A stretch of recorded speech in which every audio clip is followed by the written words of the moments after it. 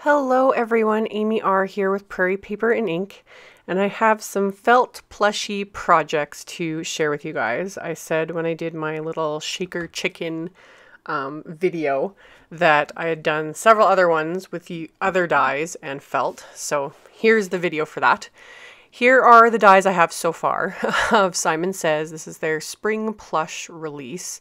So fun. I'm totally addicted. Completely and totally addicted. I didn't think I would care too much for this, but I can safely say I've done all the ones I showed in the video plus more, and I want to do even more. They're so fun. So all the dies I have so far, here they are. They are quite large. I was really surprised. I knew they were like bigger than average dies, but I didn't realize they were this big. These two flower ones especially are the size of my hand. So is the chicken. So yeah, I've got the plush daisy, I have the plush flower, the plush chicken, the plush carrot, and then the little plush carrot bunny, which I haven't used yet and I plan to right away. So some of the sets come with their own little magnetic sheet. The dies are already separated, so you don't have to cut them apart, so they're good to go, which is super convenient. And then like, here's the little plush bunny. I've had a lot of people asking me what the size is of that, so this will hopefully give you kind of a good idea. He's just a little bunny. It's so cute, like seriously cuteness overload. So really adorable. And yeah, those three sets, the plush carrot, the carrot bunny, and the chicken, all come on their own little magnetic sheet for convenience. And then the other question I've been getting a lot about is the Simon Says brand felt. So I have these few sheets here. Their felt is a wool and rayon blend. And I gotta say, it is gorgeous felt, and it is perfect for these projects. I have quite a bit of 100% wool felt in my stash from other companies, and 100% wool felt does not die cut cleanly. Usually you have to put a sheet of cardstock under it or some paper just to get it to cut all the way through the felt. Whereas Simon Says brand, with that little bit of rayon mix to it, it die cuts perfectly. I have not had a single problem with it. I run it through my machine in the same sandwich stack I would to cut cardstock, and when I pull off the cutting plate and pull off the die, the felt is completely clean cut 100%.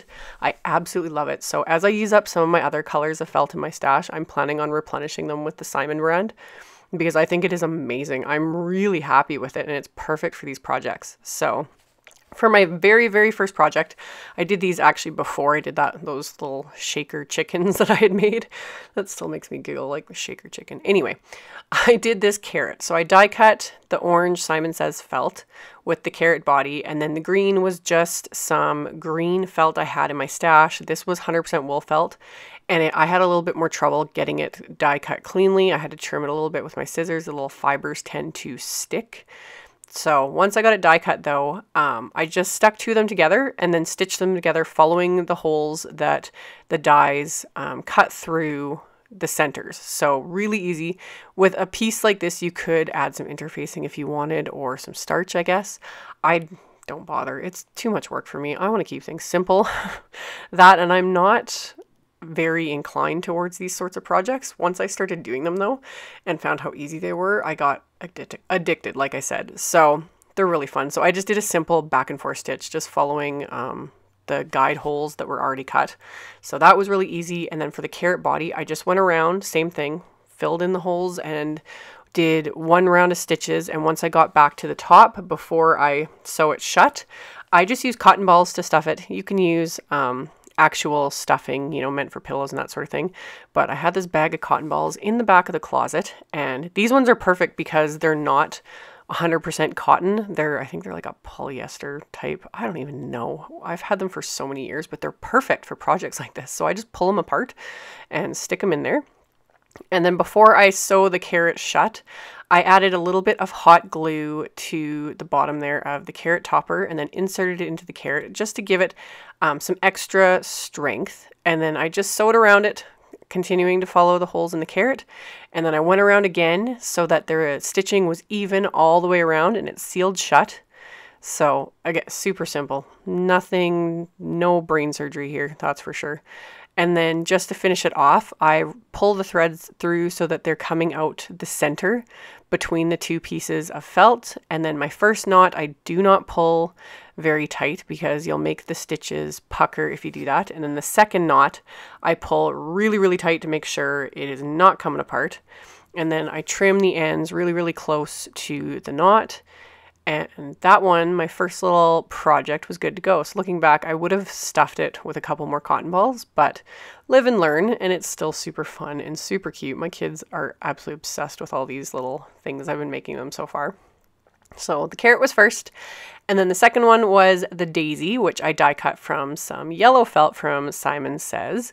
And I die cut the two pieces, and this time I did all the decorative stitching, both pieces together, just making sure that I keep my stitching clean, which is really easy when you're going back and forth through the holes that are die cut. So I did all the decorative stitching with a darker yellow than the felt, and then I just tied it off right on the project. I didn't bother like doing it in the center because I knew I was going to cover those areas with the die cut flower centers. So I did that first, and then I sewed around the edges with a lighter color of embroidery thread. And this time I think this is called a whip stitch. I'm horrible with the names of stitches because I don't sew. But I just went with the needle from the front to the back every single time and let it wrap around the edge every time I did it. And then I ran out of thread just over halfway through. So I pulled the thread out from the back so that the thread is coming out in the center again. And then I took the end of that thread and I'm tying it to the end of the new piece of thread. So my fingers kind of get in the way here because it's kind of hard to tie a knot and show it on camera. I could have just continued to sew with a new thread and then tied the knot at the end. Whatever floats your boat, it doesn't really matter. I like doing it this way though, again, because it keeps that knot hidden so you're not going to see it on the project. So it just looks like I had enough thread for the whole thing.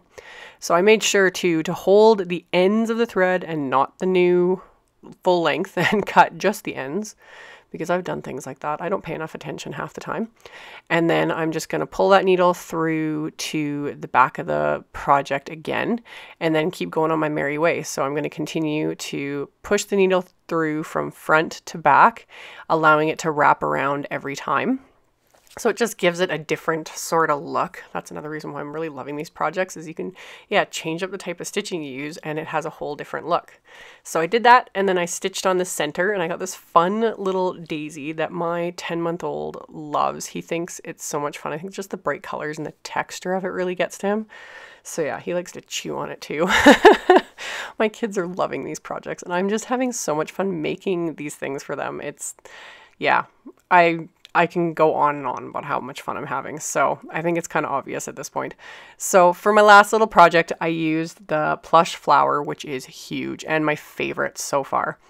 I die cut some pink Simon felt and then I did the decorative stitching. And then for the one piece, I attached a button. I was going to attach a button to both sides of it, but I decided because this is quite a big button, it was really bulky, to only attach a button to one. And the second one, I just die cut another center with the same die and sewed that on.